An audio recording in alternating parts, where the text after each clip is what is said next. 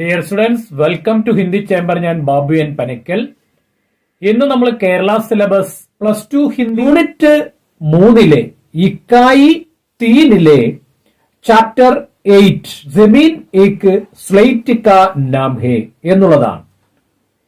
ശ്രീ ഏകാന്ത് ശ്രീവാസ്തവ് എന്ന വളരെ പ്രസിദ്ധനായ ഒരു ലേഖകന്റെ ഒരു ആത്മകഥയാണ് അഥവാ ഓട്ടോബയോഗ്രഫിയാണ് ജമീൻ ഏക് സ്ലേറ്റ് കാ നാം ഹേ. ഭൂമി ഒരു സ്ലേറ്റിന്റെ പേരാണ് എന്നുള്ളത്. നമുക്ക് നമ്മുടെ ക്ലാസ്സിലേക്ക് കടക്കുന്നതിന് മുമ്പ് നമ്മുടെ ക്ലാസിന്റെ ഒരു പ്രത്യേകത ഞാൻ ഒന്നുകൂടെ ഓർപ്പിക്കാം. അതായത് ക്ലാസ് റൂമിൽ ഒരു അധ്യാപകന്റെ മുൻപിൽ ഇരുന്ന് എങ്ങനെയാണോ വിദ്യാർത്ഥികൾ ക്ലാസ് കേൾക്കുന്നത് അതുപോലെ ആയിരിക്കും നമ്മുടെ ക്ലാസ്സും.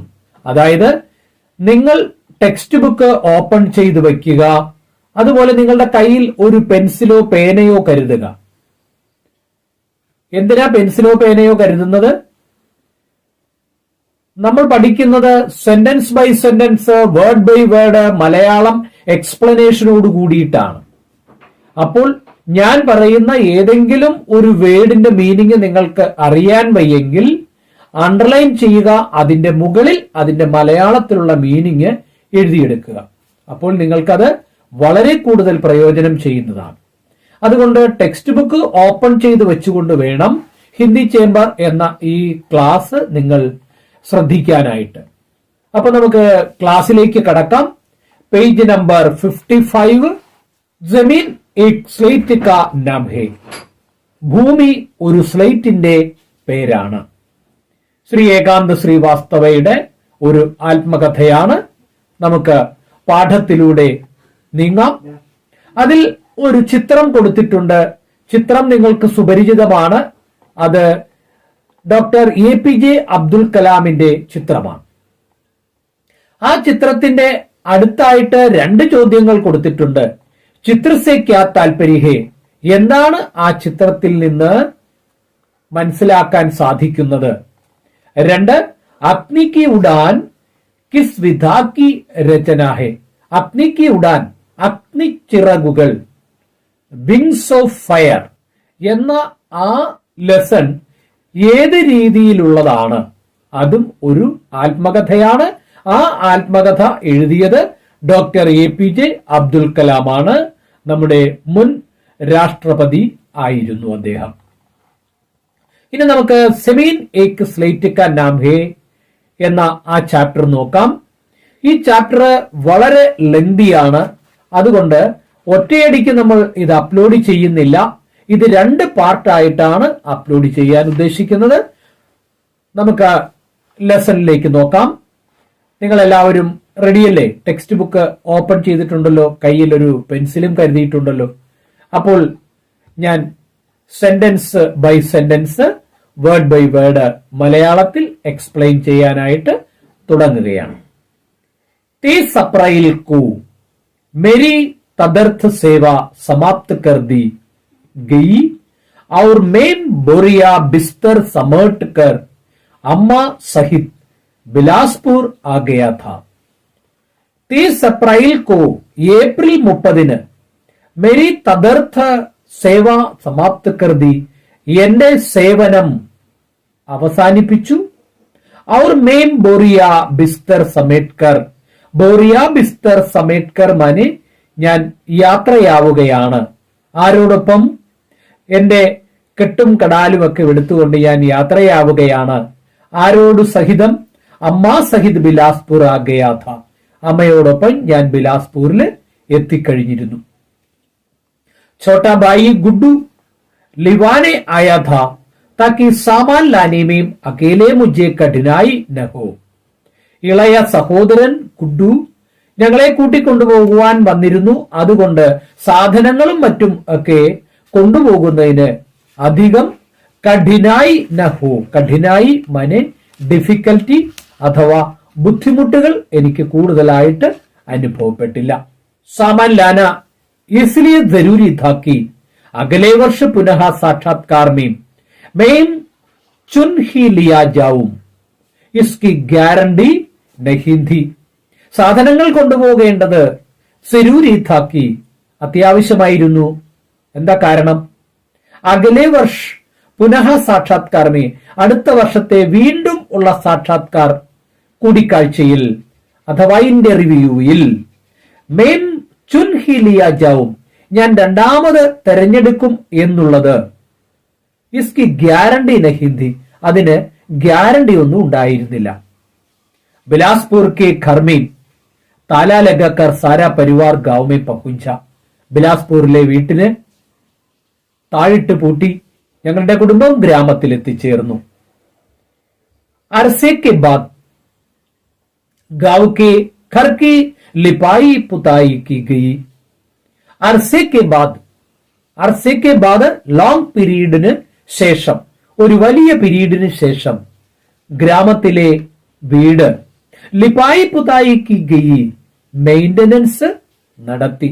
ലിപായി പുതായി മനെ മെയിന്റനൻസ് ചെയ്തു. ബഹുത്ത് ദൗഡ് ഭാഗ് കെ ബാദ്, വലിയ ഒരു തിക്കിനും തിരക്കിനും ശേഷം സെമീൻ കാ ഖരീദാർ മില, അങ്ങനെ വലിയ ഒരു തിക്കും തിരക്കിനും ശേഷം അഥവാ ഒരുപാട് കഷ്ടപ്പെട്ടതിന് ശേഷം ജമീൻ കാ ഖരീദാർ മില, ഭൂമി വാങ്ങുവാൻ ഒരു ആളെ ലഭിച്ചു. 12,000 പ്രതി ഏക്കർ की दर से जैसा की അനുമാൻ था, ഒരു ഏക്കറിന് 12 എന്നുള്ള റേറ്റ് വെച്ച് വിൽപ്പനയ്ക്ക് പോകേണ്ട ഒരു വസ്തുവാണ് എന്ന് അനുമാനിച്ചിരുന്നു. കുച്ച് ഔർ കീമത്ത് ആ സക്തി ധി, മഗർ മസ്ബൂരി കാ ഫായദ സഭി ഉഠാത്തെ ഹേ. പക്ഷേ കുച്ച് ഔർ കീമത്ത് ആസക്തി ധി, വില ഇനിയും കിട്ടുമായിരുന്നു. പക്ഷേ മസ്ബൂരി കാ ഫായദ സഭി ഉഠാത്തെ ഹേ, കുച്ച് ഔർ കീമത്ത് ആസക്തി ധി, കുറച്ചും കൂടി വില കിട്ടുമായിരുന്നു. മഗർ എന്നാൽ മസ്ബൂരി കാ ഫായദ സഭി ഉഠാത്തെ ഹേ, മസ്ബൂരി മാനെ ഹെൽപ്ലെസ്, നിസ്സഹായ അവസ്ഥ. ഫായദ സഭി ഉഠാത്തെ ഹേ, ഫായദ ഉഠാന മുതലെടുക്കുക.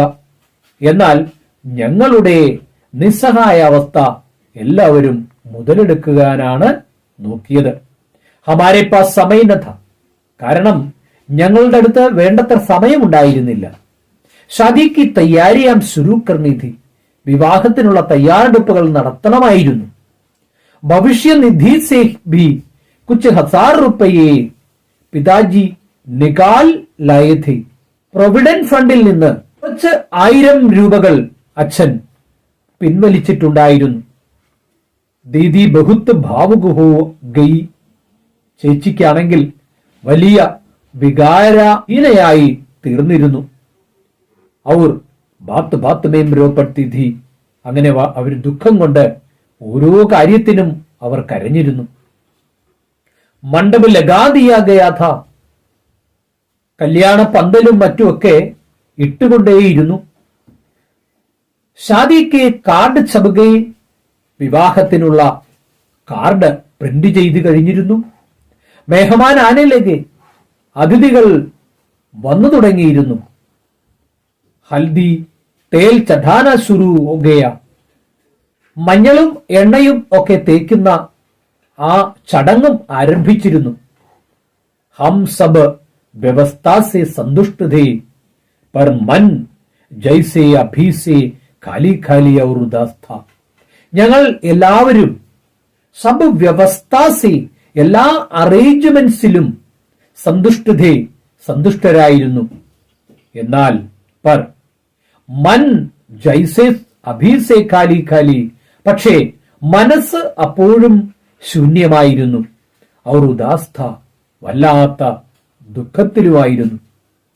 ജോ ഉപസ്ഥിതി ഥാ ഉസ്കി അനുപസ്ഥിതി സഭി സേ ദിൽ മേം ഘർ കർ ഗയി ഥി, എന്തൊക്കെയാണോ കൈവശമുണ്ടായിരുന്നത് അതിന്റെ ഇല്ലായ്മയിൽ എല്ലാവരുടെയും മനസ്സ് വല്ലാതെ അങ്ങ് വേദനിച്ചിരുന്നു.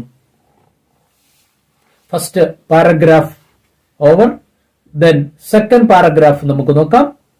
जिस दिन जमीन की रजिस्ट्री होनी थी उसके एक दिन पहले पिताजी ने मुझे अपने साथ खेत चलने को कहा. ഭൂമിയുടെ രജിസ്ട്രേഷൻ നടക്കുന്ന ദിവസത്തിന്റെ തലേ ദിവസം അച്ഛൻ എന്നെയുമായിട്ട് ആ വയലിലേക്ക് പോകാനായിട്ട് തീരുമാനിച്ചു. ഘർമേ മെഹമാൻ थे. ആ സമയത്ത് വീട്ടിൽ ധാരാളം അതിഥികളുണ്ട്. और विवाह से संबंधित जरूरी काम भी, വിവാഹവുമായിട്ട് ബന്ധപ്പെട്ട അത്യാവശ്യമുള്ള ഒരുപാട് കാര്യങ്ങൾ ഉണ്ടായിരുന്നു. पर मैं इस अप्रत्याशित प्रस्ताव से कुछ चकित हुआ. ഇങ്ങനെ അപ്രതീക്ഷിതമായ ഈ ഒരു പ്രസ്താവന അച്ഛൻ പറഞ്ഞപ്പോൾ ഞാൻ വല്ലാതെ അതിശയിച്ചു പോയി. കല്യാണത്തിന്റെ ചട്ടവട്ടങ്ങളൊക്കെ നടക്കുന്നു, അതിഥികളെല്ലാം വീട്ടിൽ വന്നു, പന്തലുകളെല്ലാം തകൃതിയായി ഇടുന്നു, മഞ്ഞൾ തേക്കുന്ന ചടങ്ങുകളൊക്കെ നടക്കുന്നു. ഈ സമയത്ത് നാളെ രജിസ്ട്രേഷൻ നടക്കേണ്ട ആ ഭൂമി കാണാൻ ഇന്ന് പോകാം എന്നത് പോലുള്ള അച്ഛന്റെ പ്രസ്താവന എന്നെ വല്ലാതെ അതിശയിപ്പിച്ചു. एक दो दिन बाद कभी चलेंगे पिताजी, कुछ फुर्सत में. अभी तो ഒന്നോ രണ്ടോ ദിവസം കഴിഞ്ഞിട്ട് പോയാ പോരെ അച്ഛാ. ഒരു ഇടവേള കഴിഞ്ഞിട്ട് ഒരു ഇടവേളയിൽ അച്ഛൻ പറഞ്ഞു, अभी तो कल रजिस्ट्री के बाद वह जमीन अपनी कहां रह जाएगी, फिर दूसरों की जमीन में क्या जाना. നാളെ രജിസ്ട്രേഷൻ നടക്കുന്ന ആ ഭൂമിയിൽ നമ്മൾ എങ്ങനെ പോകും? പിന്നെ അത് മറ്റൊരാളുടെ ഭൂമിയായി മാറിയില്ലേ? പിന്നെ എങ്ങനെയാ നമ്മൾ അവിടെ പോകുന്നത്? വേ ധീരെ സെ ബോലെ. അച്ഛൻ പതുക്കെ പറഞ്ഞു. അച്ഛൻ വേദനയോടുകൂടി പറഞ്ഞു, യഹ് വാക്യ മുജെ ആഹത്ത് കർ ഗയാ. ഈ വാക്കുകൾ എന്നെ വല്ലാതെ അങ്ങോട്ട് മുറിവേൽപ്പിക്കുകയാണ് ചെയ്തത്. ജമീൻ ഏക് സ്ലേറ്റ് കാ നാം ഹേ എന്ന ഈ ലെങ്തി ലെസൺ ഫസ്റ്റ് പാർട്ട് ആയിട്ട് നമുക്ക് ഇത്രയും അപ്ലോഡ് ചെയ്യാം. ഈ ക്ലാസ് നിങ്ങൾക്ക് ഇഷ്ടപ്പെട്ടുവെങ്കിൽ നിങ്ങൾ ലൈക്ക് ചെയ്യുക, ഷെയർ ചെയ്യുക, സബ്സ്ക്രൈബ് ചെയ്യുന്നതോടൊപ്പമുള്ള ബെല്ലൈക്കണിലെ ഓൾ ഓപ്ഷൻ കൂടി പ്രസ് ചെയ്യുകയാണെങ്കിൽ അടുത്ത ക്ലാസ് ഉടൻ തന്നെ നിങ്ങൾക്ക് നോട്ടിഫിക്കേഷൻ ആയിട്ട് ലഭിക്കുന്നതാണ്. അപ്പോൾ നമുക്ക് അടുത്ത ക്ലാസ്സിൽ വീണ്ടും കാണാം. നന്ദി, നമസ്കാരം.